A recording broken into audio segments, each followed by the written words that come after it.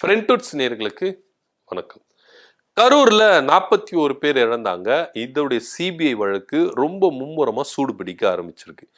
ஏன் சிபிஐ இந்த கரூர் விவகாரத்துல இந்த அளவுக்கு ரொம்ப முனைப்பு காட்டுறாங்க அப்படின்னா, ஆல்மோஸ்ட் எல்லாருக்கும் தெரிஞ்சதுதான்.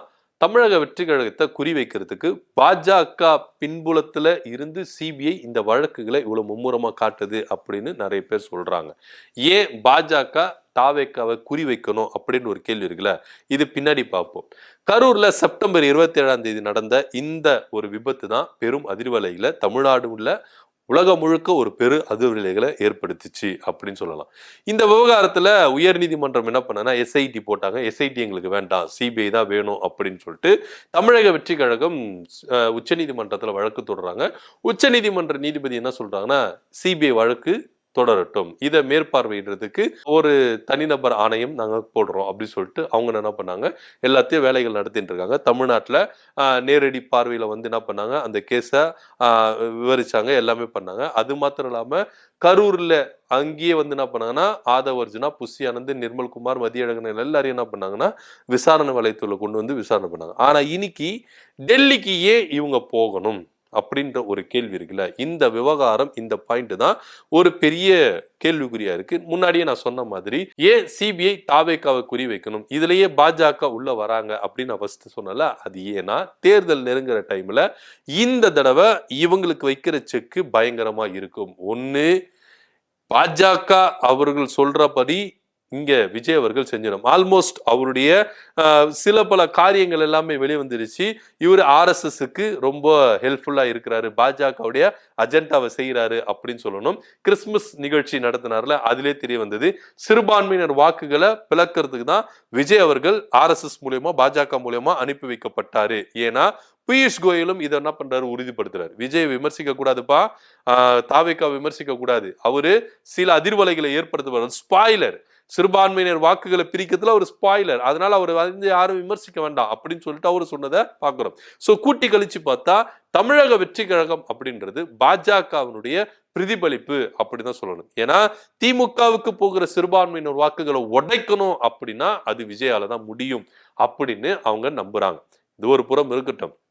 இப்போ விஜய் அவர்கள் என்ன அவருக்கு அஜெண்டா கொடுக்கப்பட்டது, எப்படி செக் வைப்பாங்க அப்படின்னு பாத்தீங்கன்னா, ஒண்ணு வெளியரங்கமா கூட்டணி வைக்கணுங்க. இந்த 2026 சட்டமன்ற தேர்தலில் விஜய் அவர்கள் பாஜக கூட வெளியரங்கமா கூட்டணி வைக்கணும். அப்படி இல்லையா மறைமுகமா கூட்டணி வைக்கணும். எப்படி மறைமுகமா கூட்டணி வைக்க முடியும் அப்படின்னு பாத்தீங்கன்னா, இங்க அதாவது என்டிஏ கூட்டணி நீங்க எடுத்தீங்கன்னா அதிமுக, பாஜக இவங்க வந்து என்ன பண்றாங்க இருக்கிறாங்க. இன்னும் அதுல தேமுதிக போதா இல்லையா, இல்ல பாமக போகுதா இல்லையா அப்படின்றது அப்பாற்பட்ட கதை. ஆனா இந்த பக்கம் தமிழக வெற்றி கழகம் மூன்றாவது ஒரு அணியை உருவாக்கணும். மூன்றாவது ஒரு அணியை உருவாக்கி ஓபிஎஸ், டிடி விதிநகரன், இன்னும் பல கட்சிகள் அங்க போய் சேரணும். சோ எப்படியா சேர்ந்தாலும் இங்க இவங்களுடைய டார்கெட் என்னவா இருக்குன்னா திமுக தான் இருக்கு. என்டிஏ கூட்டணிக்கும் டார்கெட் திமுக தான், தமிழக வெற்றி கழகத்துக்கும் டார்கெட் திமுக தான் அப்படின்ற ஒரு போர்வையில் தான் இங்க போயிட்டு இருக்கு. ஒருவேளை அதாவது பாஜக நினைக்கிற மாதிரி, விஜய் நினைக்கிற மாதிரி இங்க என்டிஏ கூட்டணிக்கு ஆதரவு கிடைச்சாலும் இங்க பாஜக அதிமுக கூட சேர்ந்து ஆட்சியை பிடிச்சு இங்க வச்சிருவாங்க. அடுத்தபடியா இவங்களுடைய பிளான் என்னன்னா விஜயை வச்சு ஆட்சியை பிடிக்கிறது. ஒருவேளை இவங்களுக்கு பெரும்பான்மை கிடைச்சிச்சுன்னு வச்சுக்கோங்க, மூன்றாவது அணிக்கு பெரும்பான்மை கிடைச்சிச்சுன்னு வச்சுங்க, பாஜக யாருக்கு சப்போர்ட் பண்ணுவாங்க அப்படின்னா இங்க பாஜக தமிழக வெற்றி கழகத்தை வச்சு இங்க ஆட்சி செஞ்சிருவாங்க.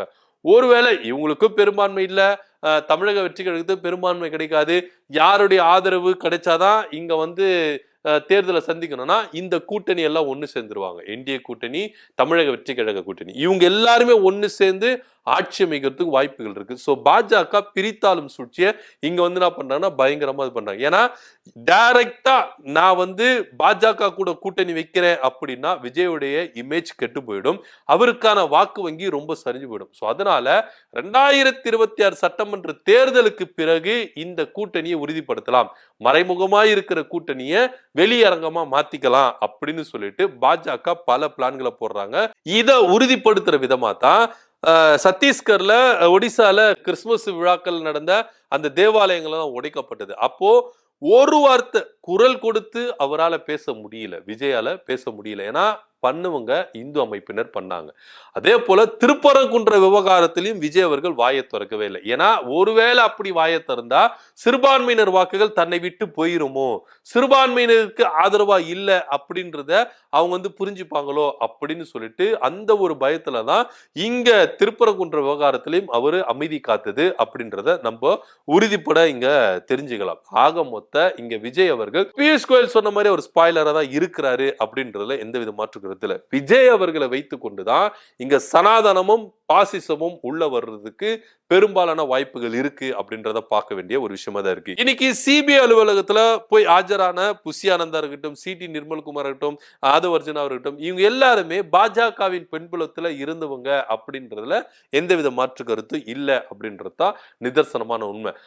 இங்க நடந்தது, இங்க அவருக்கு விசாரணை நடந்தது.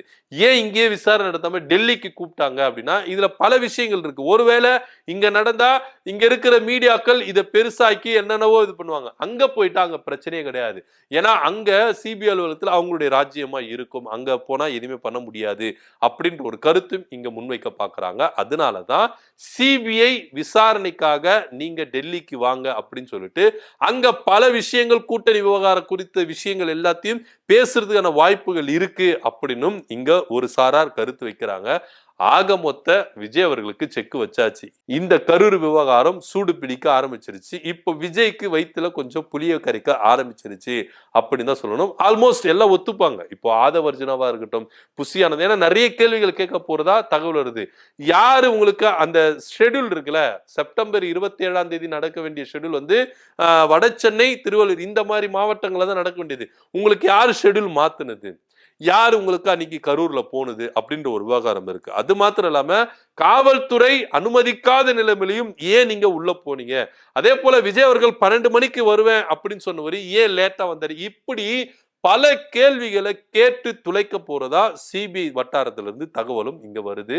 ஆக மொத்த இவங்க மகைய மாட்டிக்கிட்டாங்க அதுல. ஏன்னா கரூர்ல இதே செந்தில் பாலாஜி அவர்கள் முப்பெரும் விழா கூட்டத்தை நடத்தி அங்க ஒரு பெரிய விஷயத்தை ஏற்படுத்தினார். அவங்களுக்கு போட்டியா நான் மாசு காட்டுறேன் அப்படின்னு சொல்லிட்டு வேணும்ட்டுக்குன்னே ஷெட்யூலை மாத்தி அங்க மாத்தினேன். சோ இந்த விவகாரம் எல்லாம் இருக்குல்ல, இதெல்லாம் ஏன் நடந்தது, எதுக்கு நடந்தது, ஏன் விஜய் லேட்டா வந்தாரு, ஏன் நீங்க 12 மணிக்கு வரேன்னு சொன்னது ஏன் லேட்டா வந்தாரு, காவல்துறை அனுமதிக்காத போக வேண்டாம், இதுக்கப்புறம் போக வேண்டாம், மீறி யாரு உங்களை போக சொன்னது, அதே போல அங்க மயக்கச்சு விழுறாங்க, ஆனா விஜய் தன்னுடைய பேச்சை கண்டினியூ பண்ணதுக்கு எதுக்கு, தண்ணீர் பாட்டில் கொடுத்தும் நீங்க விஜய் அவர்கள் ஏன் இந்த பேச்சை கண்டினியூ பண்ண ஸ்டாப் பண்ணல, இப்படி பல கேள்விகள் கேட்க போறதாகவும் தகவல் இங்க வந்துட்டு தான் இருக்கு.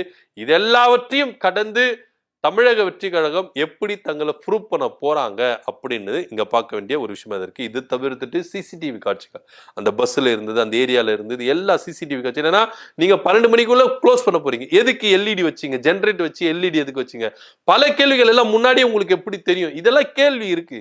நார்மலா எல்லாருக்குமே கேள்வி இருக்கு. பகல்லே முடிச்சிட போறீங்க, அப்ப எதுக்கு ஜென்ரேட், எதுக்கு லைட்டு, எல்இடி லைட்டு அப்படின்ற ஒரு கேள்வி இருக்குல்ல. அது மாத்திரம் இல்லாம நிறைய விஷயங்கள் அங்க இருக்கிற அந்த அந்த இடத்துல இருக்கிற நிறைய பேர்கள் என்ன பண்றாங்கன்னா கேள்வி மேல கேள்வி கேட்டுட்டே இருக்காங்க.